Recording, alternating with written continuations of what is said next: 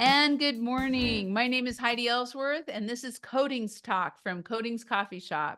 We are so excited to bring you this episode today. This webinar is going to go over the rise of fluid applied roofing. This is a great conversation. I'm really excited for us to share this. Before we get started, let's go ahead and start with a few housekeeping. First of all, this is being recorded and it will be available on demand within the next 24 hours. Be sure to share it with your company, with your friends. This is something that you can really use in your business. So we also have the chat open, and I already saw Joe. Good morning, Joe. Put his information and where he's from in the chat. Please let us know you're here. Let us know where you're from, and throughout the webinar, any comments. So I am again very honored to introduce the rise of fluid applied roofing and our guest, Chris Kuykendall. Chris is we've been talking. I've been hearing everything he does. He's a trainer. I am so excited to have him on the show. Chris, welcome. Hi, everybody. Grateful to be here. That's awesome. Chris, can you introduce yourself? Tell us a little bit about you and Mule-Hide. Sure.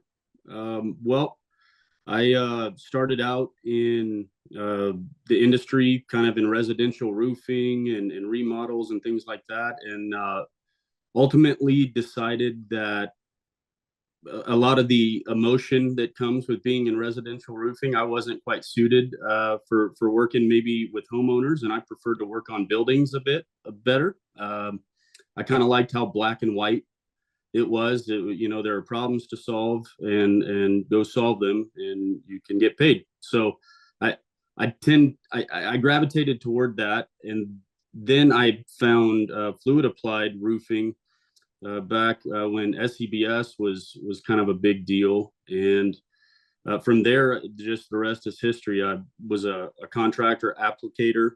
And then from there, I met a lot of the folks at Mule-Hide, and they brought me into the Mule-Hide family. I was their fluid applied manager there for a bit, and now I work in Texas with contractors, and I do trainings for all types of commercial roofing, including fluid applied in the state of Texas. So honored to be here. Hopefully, I can bring some value to everybody.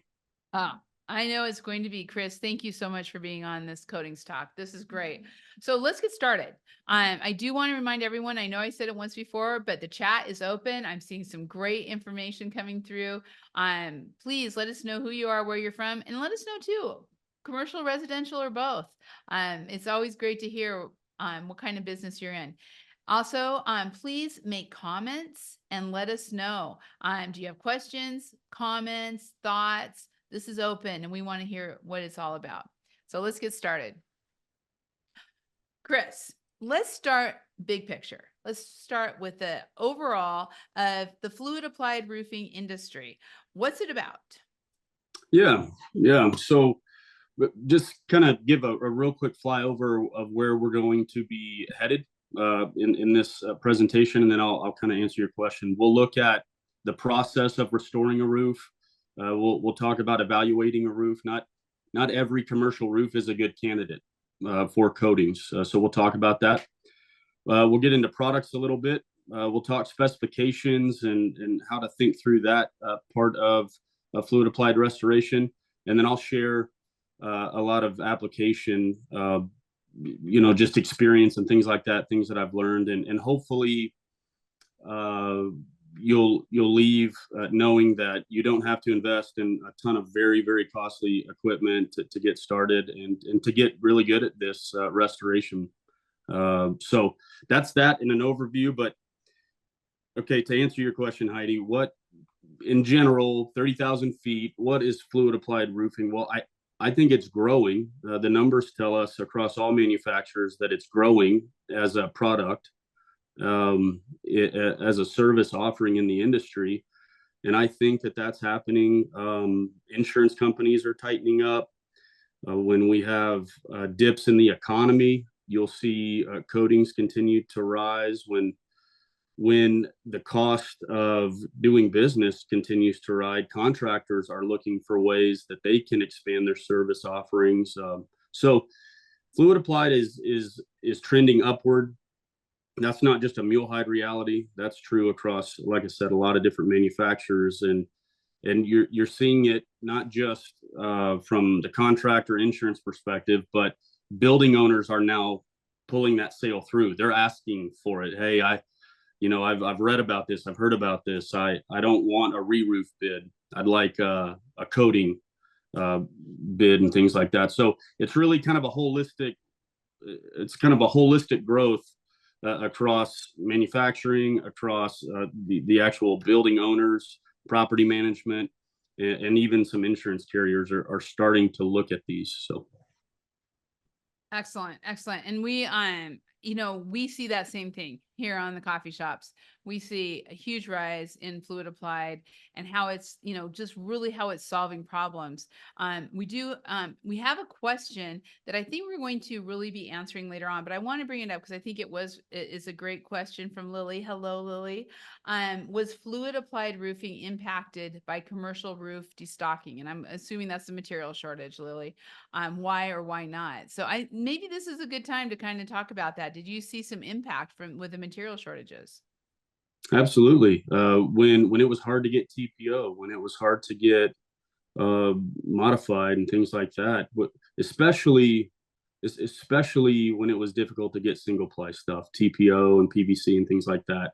You saw a sharp rise in these products. You saw contractors going, all right, I have to offer something different here, or I'm not going to work. I'm going to have to let people go. I'm going to have to scale my business down. I'm going to have to, et cetera, fill in the blank. So contractors that were innovative and okay with being flexible, they found a tremendous opportunity to swoop in and get work for that issue. So that's a great point, Lily.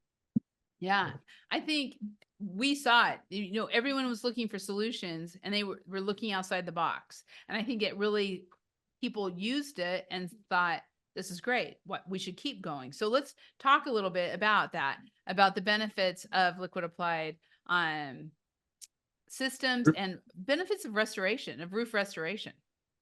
Yeah. So, of course, everybody knows that it's less expensive. I don't like using the word cheap. There are cheap coating products out there, but they're not all cheap. Some of them are just really, they're fantastic products that have been designed and engineered by world-class chemists to perform in harsh conditions. So I don't like saying that the coating is the cheap alternative. But it is less expensive, right? Because you're not having to tear off, you're not having to build up to current code. So typically, and this will be for the contractors out there, typically, and this is just a general rule because no two situations are the same, it seems. But generally speaking, especially with silicone, a silicone coating needs to be somewhere between 40 to 50% less expensive for that building owner than a full tear off and building back up with a re-roof to current code. So, and the smaller that margin gets, the less the coating makes sense. If there are some other things happening, I've got a lot of wet insulation that I've got to cut out and all that. We'll get to that a little bit later. But typically, if and I'm just going to use flat numbers, I know we have people from all over the country here, but typically, if a full tear off and re-roof is X amount, then the coating number needs to be 50% less than X typically. Now that can fluctuate a bit. And if you have questions, if you have any like specific roofs where you're like, hey, this is what the re-roof cost, but this is what's going on in the roof, then if, Heidi, if you think it's appropriate, I'll try to answer that. If not, they can reach out to me afterwards. But okay, so that's one. Savings versus full replacement. The warranty coverage. Okay, so the most common TPO warranty out there is a 20-year system warranty. Well, at Mule-Hide, for example, and I know this is true about other manufacturers, with silicone, we'll offer up to a 20-year system warranty if proper specs are followed. So the warranty coverage has gotten comparable. The products have evolved to where we can confidently stand behind them for that amount of time. The environmental impact, okay? We're not having to tear off and put a bunch of stuff into landfills. And on top of that, we are allowing that building to perform better from an energy perspective, okay? And then finally, the insurance industry is, it seems that the insurance industry is tightening up a bit. Like it is maybe more challenging in certain regions. So if you're one of those contractors that's prepared to maybe do your best to work with an insurance carrier to come to a solution that works for the building owner, that puts that roof in a warranted condition, that's still profitable for you as a contractor.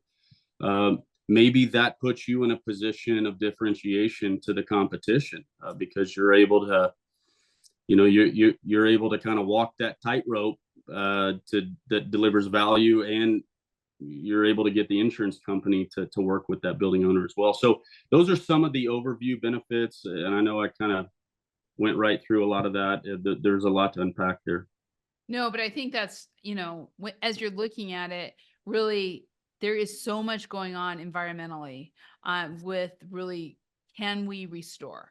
Can we, on other sides, remodel? Can we do things that are going to save the landfills?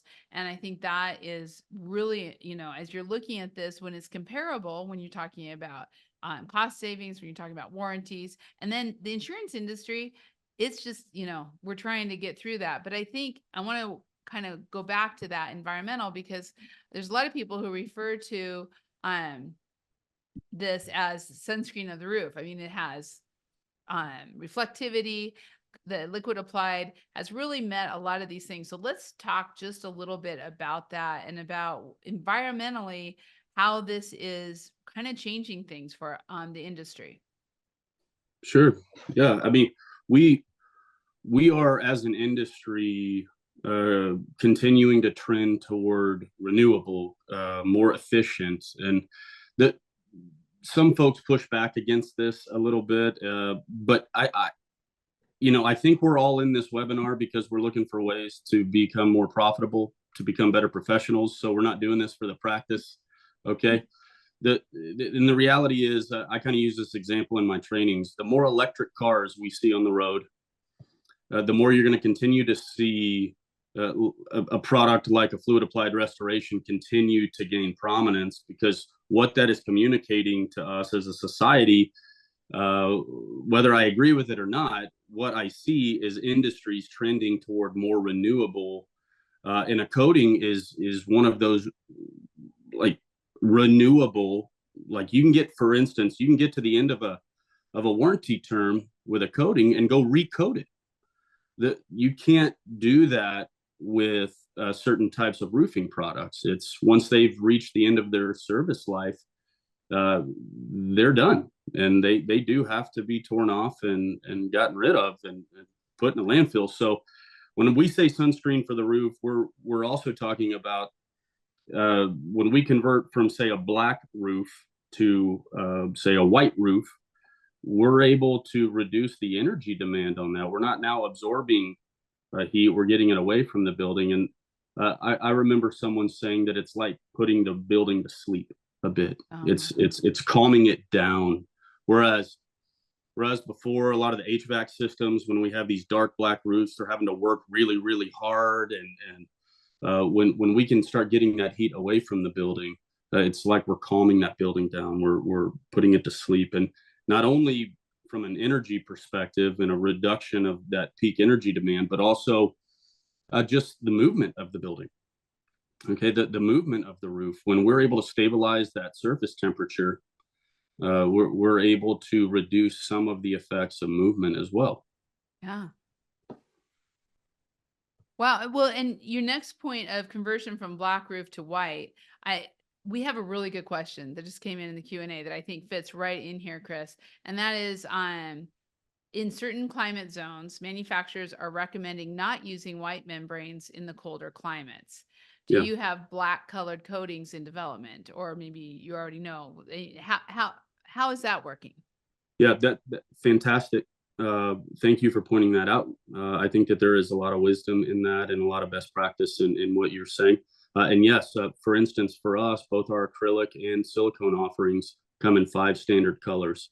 So black is one of those standard colors. So we have a black, tan, dark tan, gray, white, things like that. So, and I think that's generally true across most of the reputable manufacturers out there. But great question. And for us, black is one of those standard colors. And really working with your roof consultants, your building owners, your architects in those areas to really kind of understand. I mean, that is a great question. What makes the most sense for that building and for that roof? Well, yeah, and I think that on a webinar that's nationwide like this, we do have to just reinforce that you fluid applied restoration isn't the Wild West. We still have to operate by industry best practices for commercial roofing. We still have to abide by local municipalities codes and things like that. So that's I'm glad that you bring that up. And regionally, certain say colors and things like that make better sense than in other regions. For instance, where I'm at in Texas, the summers here are brutal. For us to have a black roof is just problematic. It not only from an energy perspective, but a service life. It's the UV just beats them to death. But I understand where you're dealing with, say, snow load and things like that in certain parts of the country. We don't want snow up there not melting, right? We need some of that off of the roof. So totally get that. Yeah, it's snowing right now. There you go, outside. Right. So, okay, let's talk a little bit about carbon footprint, because that, it's a buzzword and I think it's important, but I'd love to hear kind of how you see liquid applied roofing, kind of how does that fit in with the carbon footprint? I want to be clear here. I'm a contractor minded person first. I'm not a professional. I'm certainly not a scientist and things like that. So there are people way more qualified to talk about the actual nuts and bolts and numerical impacts of the carbon footprint. But the two biggest ways where I see fluid applied roofing coming into this conversation is the reduction of tear off. We all know that when roofing materials deposited into landfills are an issue. Okay, regardless of where you fall on this discussion, Yeah. we all agree that tearing things off that don't need to be torn off is not what's best for us. Okay, it's not what's best for us as a society. It's not what's best for in my opinion, it's not what's best for the environment either. So when we're able to keep material out of landfills and we're able to get more service life out of a roof, so we're both reducing tear off and we are reducing the need for energy. Like we're reducing HVAC, that reduces cost, that reduces that building's carbon footprint. So when I think though, from a contractor perspective, one of the pushbacks that I commonly get here when I start talking about trying to adapt from being a tear off only mindset, one of the things that I get commonly here is, well, if I can't tear things off, how am I going to make any money? Right? Because it's not true, but one of the common misconceptions is that that this isn't a profitable way of doing things, that you have to tear off to be profitable and successful in the commercial roofing industry. And none of the numbers support that at all.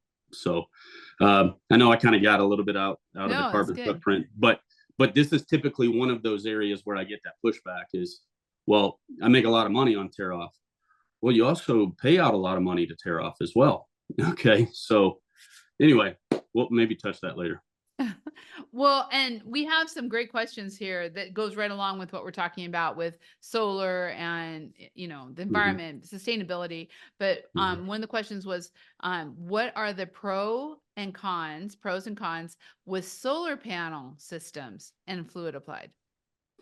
Yeah. So depending on who you talk to in the industry, they almost can be problematic for one another. When you have, say, a fluid applied, a bright white coating that is reflecting UV away from a building, but then you have solar that is trying to accept and monetize and use that UV. They can almost kind of work against one another. So I think that you have to be really smart in those situations. It's not that the two can't work together, but you do have to be smart and tailor make a system. Maybe like to kind of touch back on, I think her name was Lily, a question that she had earlier. Maybe it's a darker coating is best for that roof. You're able to, avoid tear off and continue to add service life and renew that roof. But maybe a bright white coating isn't ideal if that roof's also going to have solar on it. But to touch though, maybe a different part of that discussion, solar also comes with maintenance. It comes with a ton of penetrations in the roof. So there needs to be a good plan there. The detach and reset of solar and the impact that has on a commercial roof and things like that. So it's not that they can't work together. Oftentimes they do, but you do have to have a good plan. Perfect. And I think it kind of depends, just like we said before, you need to work with people in your area because it depends on the type of solar arrays that you have too. Right. And I'm not a solar expert. I do want to say that. I'm not a solar expert. So be sure to ask people in your area because it changes regionally as you go. Another question, and this one is from Lily. She said, how many times can you perform restoration before you have to do a tear off? Yeah, I don't think the industry knows the answer to that yet. Because fluid applied, though it's been around forever and the products have continued to evolve, I don't think that we know the answer to that yet. So for instance, silicone with a 20-year warranty that was put on 10 years ago, 12 years ago, that's still performing, okay, to come back in 5-6 years and recoat that. Well, how many times can you do that? I mean, if you're continuing to keep moisture out of that roofing system and the rest of the building envelope is also being maintained, I don't know the answer to that, but I can tell you that recoating is a sustainable option. And I haven't heard of folks that have been successful in coatings say that, well, at the end of that warranty term for that coating, they went back out there and that roof now needed to be torn off, so that's a great question. I don't know that there's an answer. Yeah. And they're finding that it can be recoated again. Of course. Absolutely. Yeah. Now keep in mind, we'll talk about this later, but keep in mind that once you go with a certain type of coating chemistry, you're locked into that coating chemistry as well because of compatibility and adhesion issues, but we'll talk on that later. Okay. Perfect. We have one more question that I think also fits right in here with what we're talking about. Can you elaborate on the CRRC certification program and how it might be helpful in selecting the proper coating color and emissivity, for particular climate zones? Yeah, those are great questions. I got last summer got invited to go and share some of this information with the CRRC out in Vegas, and those are great folks. So because they're all way smarter than I'll ever be, they'll forget more about coatings than I'll ever know. I would just say that there are benefits to working with entities that bring validity, that bring credibility, that continue to push the evolution of these products and their performance. So I think that you'll experience benefits working with companies like the CRRC, the RCMA, things like that. Yeah. And CRRC, just to kind of put out there, they're having a meeting again in June. Great opportunity to go out there. And also RCMA has their summer, which we've presented at before too. So I'm just going to read off a couple of comments because I think these are interesting. Then we're going to get, because they're actually going to lead us to our next slide. But Howard said, we have recoated roofs that were first applied 45 plus years ago. Wow. Nice. Wow. Yeah. I'd be interested to know from him if he could put in the chat what that original coating chemistry was that he put down. Was it an acrylic? Was it some kind of urethane? Was it an emulsion, asphalt? What I would just be curious what they put down. So put it in the chat, Howard. That would be great. And then Joe, thank you for being on. He it was acrylic. Okay. Yeah. Great. Excellent. Great. Did they go back with acrylic? Howard, did you go back with acrylic, or did you recoat with silicone this last time? So anyway, go ahead, Heidi. It'll come in. I'll tell you when it comes in. Joe said properly evaluated low slope roofs with a fluid applied system applied can perform until Mother Nature or man takes the building structure away. I love that, Joe. Also, fluid applied roofing systems, water-based acrylics with reinforcement weigh less than 33 pounds per square foot. So just giving some things here. And then Howard said, yes, it was always recoated with the same product. Okay. So there we go. Okay. Very that cool. leads us to, this is great. This leads us to really that restoration overview. Thank you all. You've taken us right down the path. So what we want to talk about here, Chris, is we just want to talk about that overview of when it's right to coat the roof, and kind of what are some of those steps? Sure. So step one is evaluate the roof, and don't just evaluate the roof, evaluate the building envelope. Look at the walls, look at the windows, look at the doors, all of that. Look at the HVAC equipment that's up top. And the reason why I say that is a moisture intrusion typically gets blamed on the roof, but it's not always the roof's fault. And as a contractor, you could go do a fantastic job with a fluid applied restoration and still have leaks that you're kind of getting the callback for when it wasn't necessarily even a coating issue, a roofing issue. So evaluate the roof, evaluate the building. This is where you're going to do some testing. This is where you're going to do adhesion tests with the type of product that you want to use. This is where you're going to do moisture surveys. The cheapest way to do a moisture survey is a core test. Some people use moisture meters. Generally speaking, the bigger the building, the bigger the contract, the more you want to invest in moisture surveys. If you're working on any FM Global projects, sometimes they require IR scans and things like that to be performed by professional contractors that are qualified to do those types of tests. But evaluating the roof, we're looking for trapped moisture. We're looking at the condition of the substrate. We're also looking for how many layers are on the roof. If I've got 2 roofs on there, a coating becomes a great option because it's not considered a third roof. It's considered a maintenance.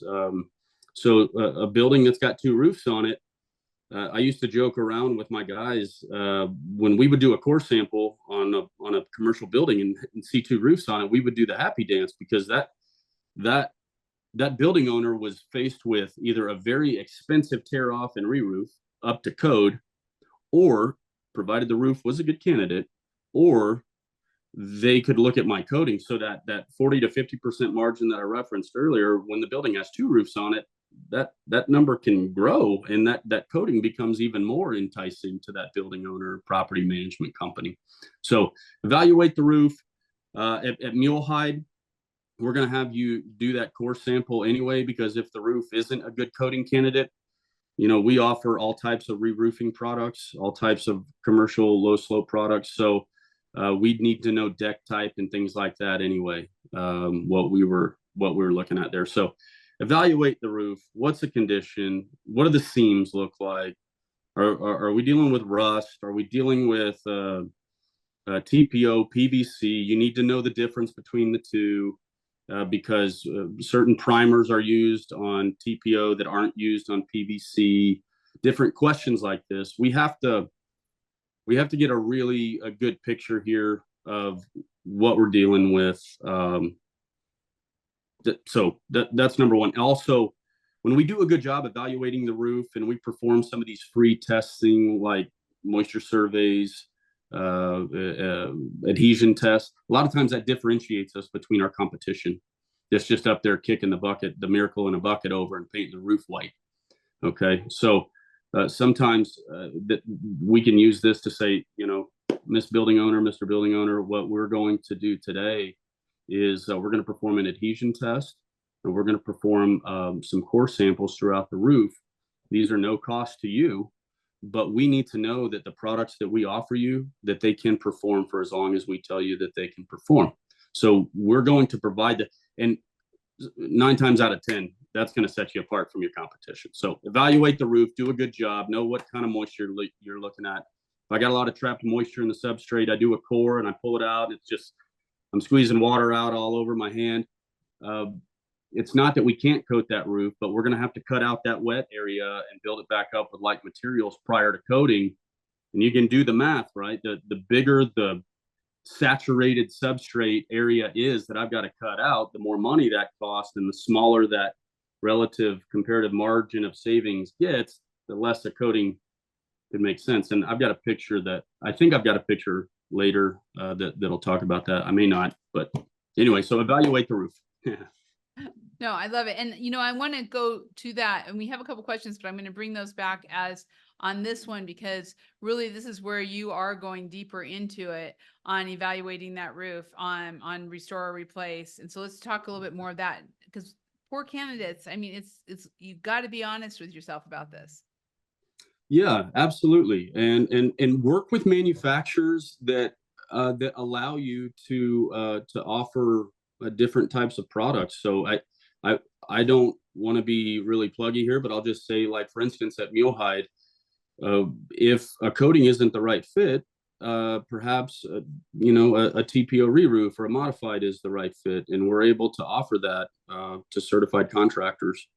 Can go offer warranties on all of those. So just be prepared to get up there and answer the question, can I restore this or should I replace it? And most times, pretty quickly if that roof is toast.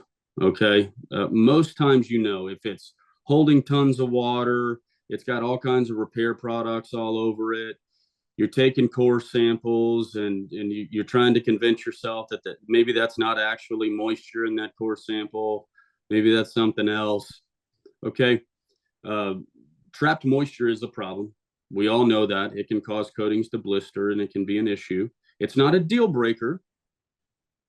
Okay. There are thresholds that we can deal with and still it'd be a good coating candidate. But generally speaking, if we've got a lot of trapped moisture, if we've got really old, tons of granule loss, open seams, gashes, things like that, we need to be thinking about either recover or replacing that. So that's the question I'm always trying to answer when I get up on these roofs.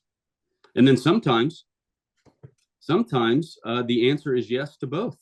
Yeah. And what you want to do, instead of shooting a rifle there, you want to use a shotgun and you want to offer a replacement and a restoration bid and double your chances of getting that project. Offer them, this re-roof project and offer them this restoration option as well, and double your chances of getting the business.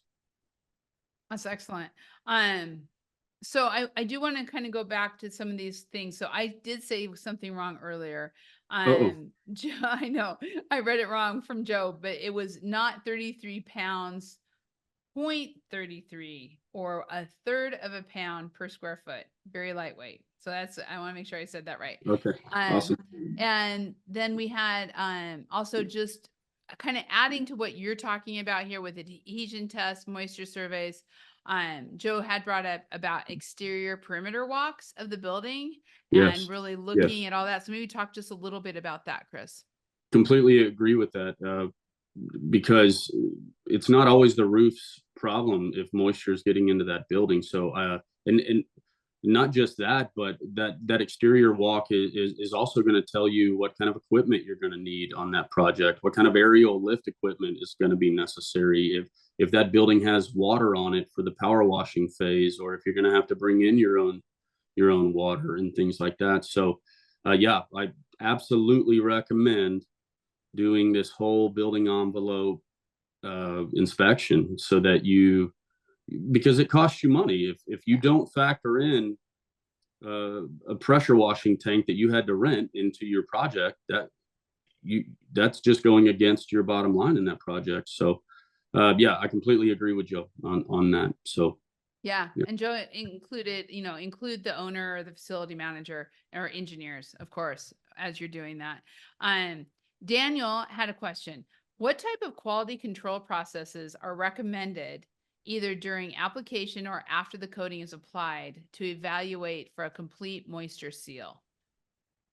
Yeah, because the word that we would use is monolithic. What we're trying to deliver here is a seamless monolithic solution. So, coverage rates are maintaining proper coverage rates. Warranties in the coating industry are issued by how much product you apply per square on that roof. So, for instance, at Mule-Hide, we have specs that for a 10-year warranty, you'll put down, say, 1.5 gallons, and then you to work up to, say, a 20-year warranty, you'd put down 2.5 gallons. So, quality controls are teaching your applicators how to maintain consistent coverage rates, and then following a process whereby we don't even begin coating that roof until we know we've stopped all the leaks in the mastic phase of the process. Okay. So for instance, for me, we would, if we didn't have a rain to tell the truth on us, we would go up there and perform our own flood tests after we had applied all of our mastic in phase 3. And once we knew that we were tight and dry, and that roof prior to coating, but after the mastic phase, could endure a rainstorm without linking, then we knew we were ready to move on to the sunscreen. We knew we were ready to go put our coating on the roof and protect all of that precious waterproofing mastic work that we just did. So quality control looks like, for me, consistent coverage rates, and then stopping all the leaks prior to the coating phase. Makes total sense. Thank you, everybody, for your questions. Keep them coming. It is great. And we just had another comment here, moisture survey too, as you're going through. Absolutely. Absolutely. So let's talk a little bit. Okay, so you've done the evaluation. You kind of, you've talked through the restoration or replace. Let's talk a little bit about some of the product options that are out there, Chris. And we're going to start a little bit with terminology, because there's a lot, depending on what part of the country or what group you're in, everybody has a little bit of a different terminology out there. Sure. So a common question that I get is, hey, do you guys have elastomeric? Okay. And most times what people mean by that is, do we have like a water-based acrylic? Okay. But technically, elastomeric is a term that's talking about a fluid applied product that's able to move and expand and return to its original applied condition without breaking, right? Without damage. So elastomeric is really a catch-all term for coatings that can flex and elongate. Okay. But so I think when you're talking to building owners, I think it's important to know what they mean when they say, do you have elastomeric? Okay. Do you have those elastomeric coatings and things like that? So I wanted to just mention that, because sometimes you can be using the same word but mean two different things by it, and most commonly that's where I hear about that is elastomeric. So I just wanted to touch on that. Yeah, I love it. So talk through on the types of products that are out there, and also popularity or market share, I should say. Yeah. So, and this is true across most of the manufacturers that I'm familiar with, but silicone is the market share leader in terms of sales for us, and I think that's true for many manufacturers. But acrylic still has a strong place in the market.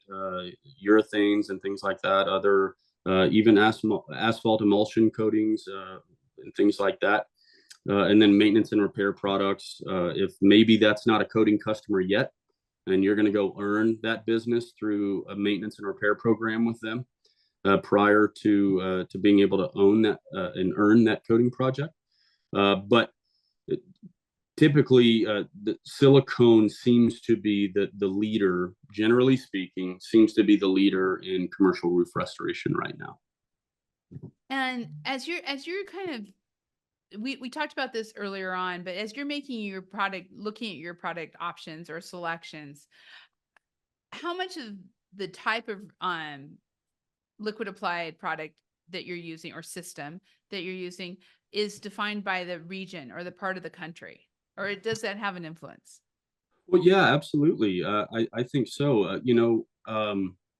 For for us, we like when we have high rainfall regions where that roof is gonna experience quite a bit of rainfall, and maybe that we have a roof where there is a little bit of ponding there, and it's not. We're not going to tear that off and introduce a brand new tapered system. It's a ponding condition that we're going to have to work with. We like to see silicone in that, but let's say out in drier climates that are lower rainfall, acrylic is still a great option. And don't hear me saying that acrylic is only a good option, say in the desert. Okay, I'm not suggesting that, but what I am saying though is in higher rainfall where we have some ponding on that roof, we really don't like to put acrylic in those types of situations where it's going to have to endure ponding conditions and things like that. We like to see silicone there. And then I do want to say that there are specialty situations where roofs are asked to do more than just keep water out of a building. They're asked to, there's tons of foot traffic. There's tons of things like that going on there. There's constantly maintenance personnel up there working on different types of equipment and things like that. So these types of questions have to be answered prior to selecting your product because, for instance, silicone is very slippery when it's wet. So if we're going to be in a situation where we've got a ton of just a constant flow of foot traffic on a roof, we're probably going to ask the question, is silicone the best fit in this situation? Okay. Yeah. So I think, yeah, there's regional considerations, there's budget considerations, there are roof performance and things like that we have to ask when we're selecting our products. We have some great questions here. So when we're selecting the products, Renee, thank you so much for being on here. She was just on Coffee Conversations last week. She asked, when do you add granules?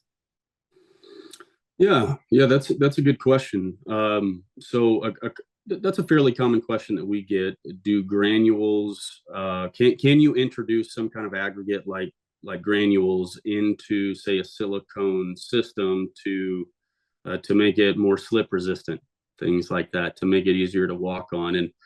And I think that what you want to do if you're a contractor that wants to ask that question, you need to consider two things. Number one, you're going to have to go quite a bit thicker with your coating if you want to introduce granules, because that coating is still going to have to cure and bond to itself. And when you introduce something for an aggregate like a granule into that, you can impact that process of it binding to itself and truly becoming monolithic.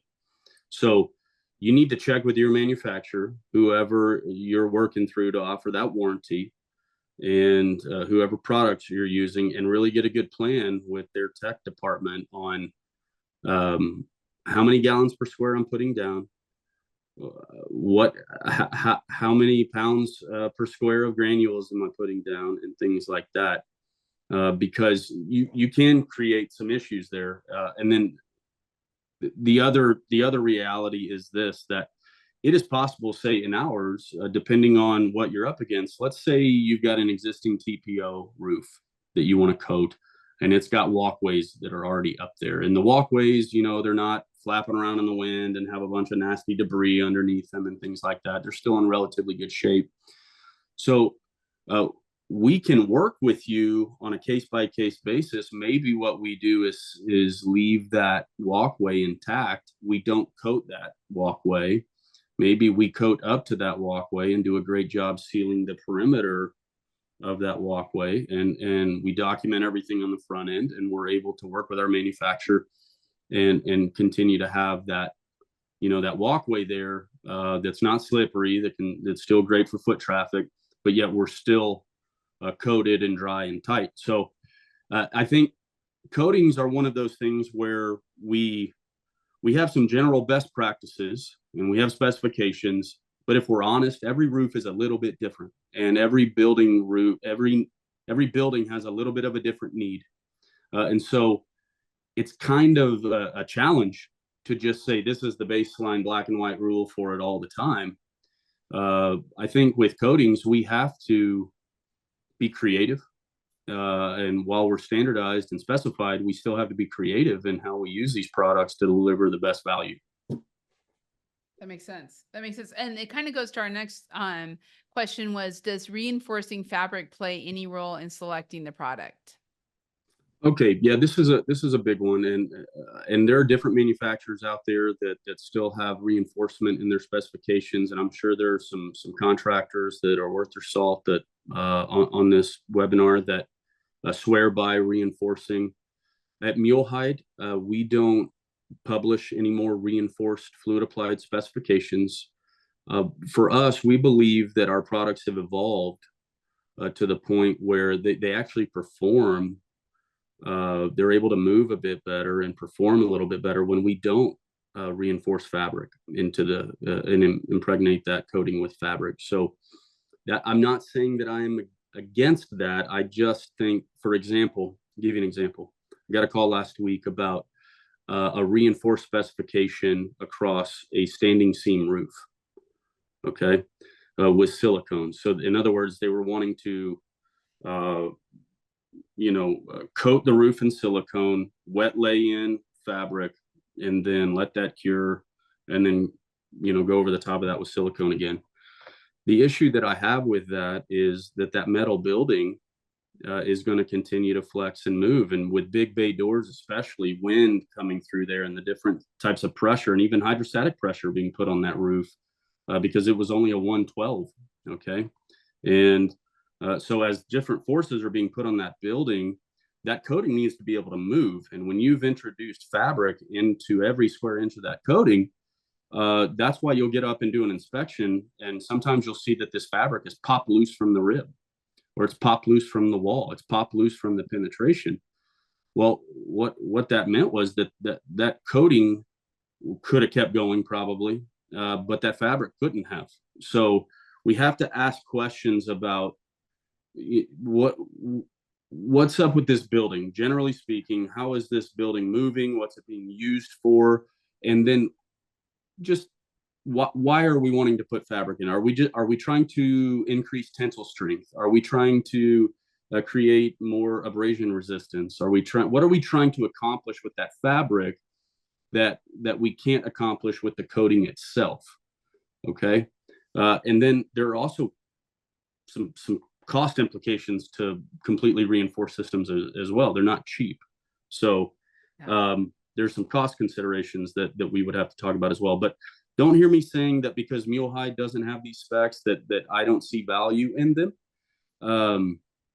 It's not that. It's just the coatings that we have, and I think this is true for a lot of manufacturers, have continued to evolve in their performance, where maybe we don't need to introduce a fully reinforced system there.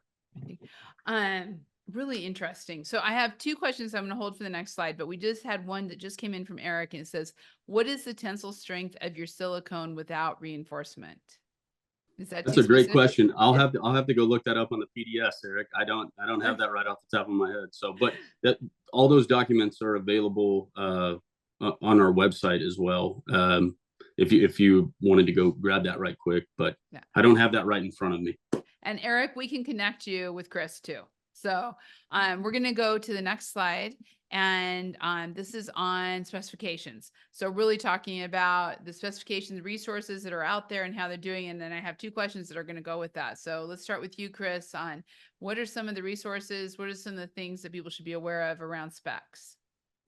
So in the coating world, depending on cost is driven by how much product you need, right? So you have to almost start with this fourth bullet point before you can even begin to put a bid together for a project. So if you need 1.5 gallons versus 2.5 gallons per square of a coating, or you need 3 gallons per square versus a gallon, whatever, you have to know that beforehand, what warranty you want to offer, because the application density drives the warranty. So, and which totally impacts your job cost. And not to mention the warranty itself has, even in the fluid applied world, just like on the single ply, there's costs associated with the warranty. So when it comes to specifications, I would let that be driven by what warranty you want to offer your customer, or what they're requesting. Hey, I want a warranty, but I don't want the most expensive warranty you have, or I don't even care about a warranty. I'm getting ready to sell this building. I just need it to stop leaking,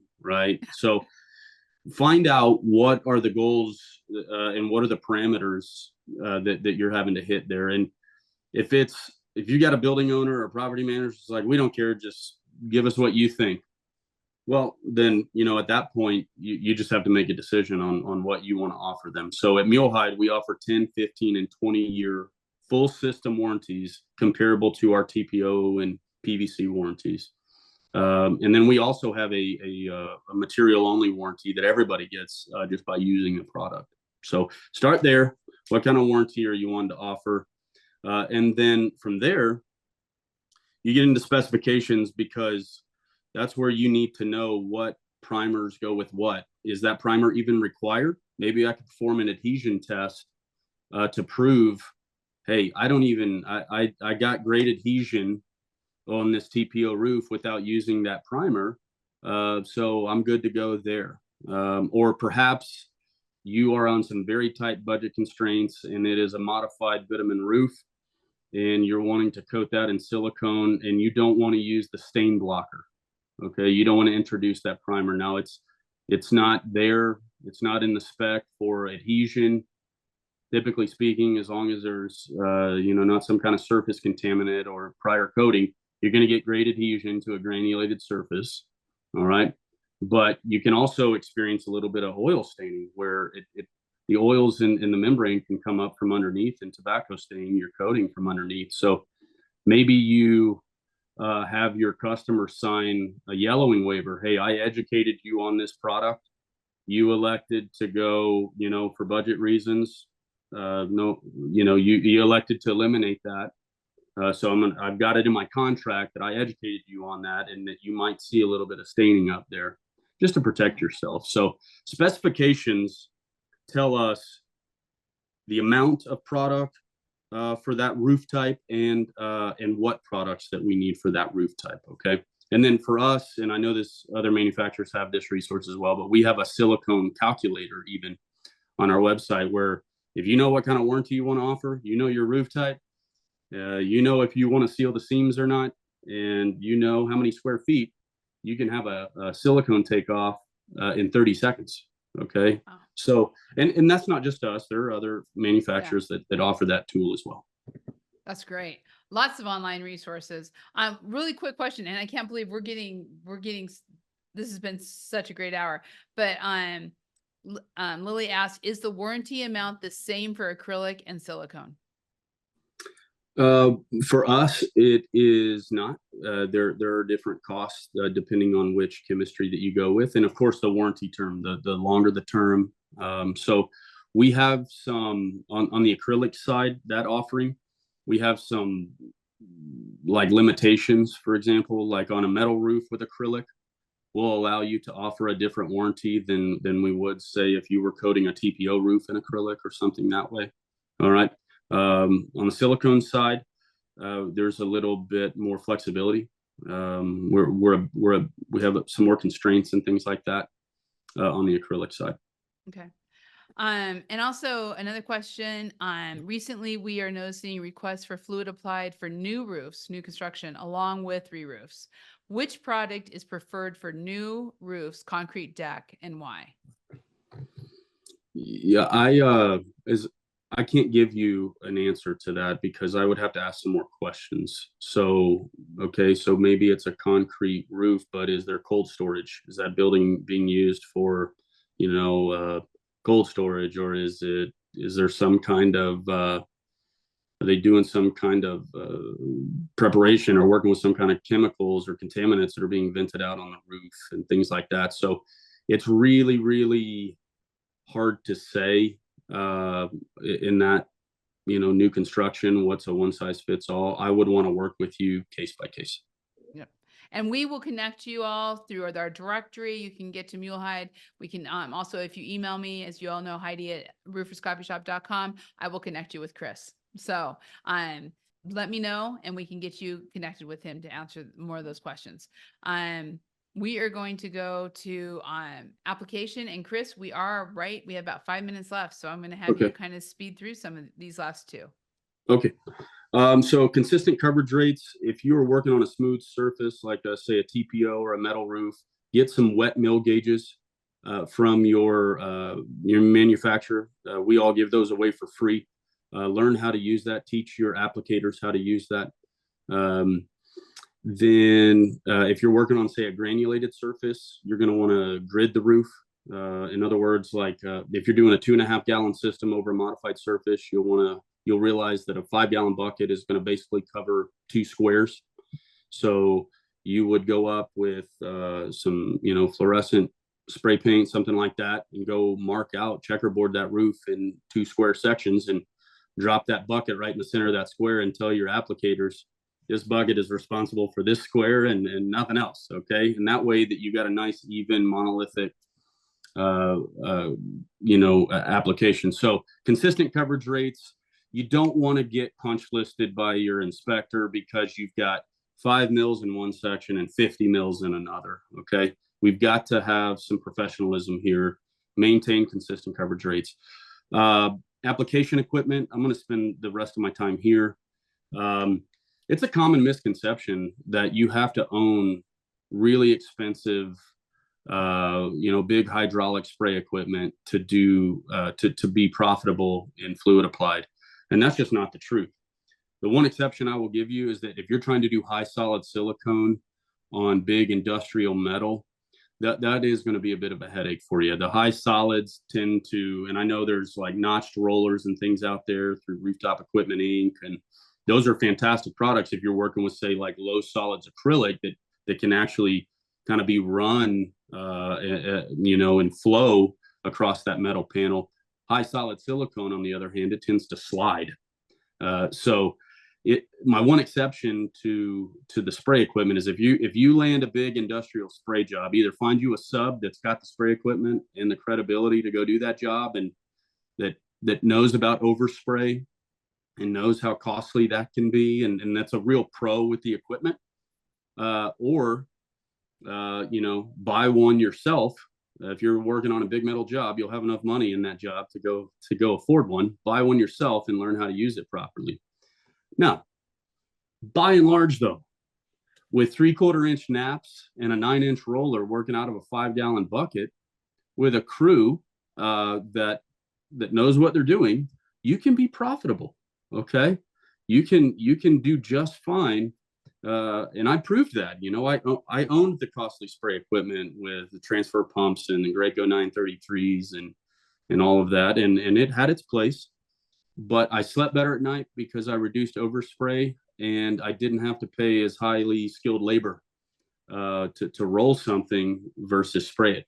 So just know that with some inexpensive, low kind of barrier to entry upfront costs, you can start applying these products professionally, all right, and be profitable. So I think that maybe is my time, but I just want to encourage everybody. You don't have to have a spray rig. It does have its place. Don't get me wrong. But you don't have to have one to get into this and be profitable. Everything. I love this, Chris. And I have to tell you, we've had so many great comments in the things from Christopher. It's not the cost of the bucket when comparing the coating, it's the all-in price.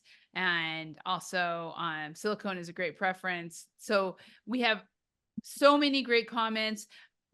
Chris will be getting a copy of all these comments, and if you want to get in touch with him, we can connect you very easily. I do want to say for Joel, you said, can you elaborate on the CRRC certification program? I'm going to connect you with the CRRC. We have a full directory for them, and we'll get you, just go check out that directory and we can get you connected because they do have a lot of great stuff. We are on getting started. We had one more slide here, and I just want to say, because of all of you and the great questions, this usually doesn't happen to me that we actually have one slide left over, but this is getting started, and you can get with Chris again. We will connect you, as we said, across the board, and all of your regional managers at Mule-Hide will help you as you are looking at either getting in or increasing or whatever that may be. We have a lot of great thank yous coming in through the chat. So Chris, I want to say thank you to you. Wow, what a great presentation. And thank you to the audience. What great participation. All right. Thanks, everybody. Yeah, go out there and coat some roofs. You can do it. Yeah. I love it. Thank you all so much for being here. Please check out all of our coatings talks on CoatingsCoffeeShop.com. You can find them under the training section. Also, please know that next week on Wednesday, we will be having our metal talk. And then on the end of the month, we are going to be having our RLW talking about material ordering. Next week on Metal Talk is about new technology and metal forming equipment. And the following week is with Beacon. I'm talking about material ordering using technology. So lots of great technology conversations coming up. Please join us. Thank you so much for being here today, and we'll see you on the next coffee shop webinar. Thanks.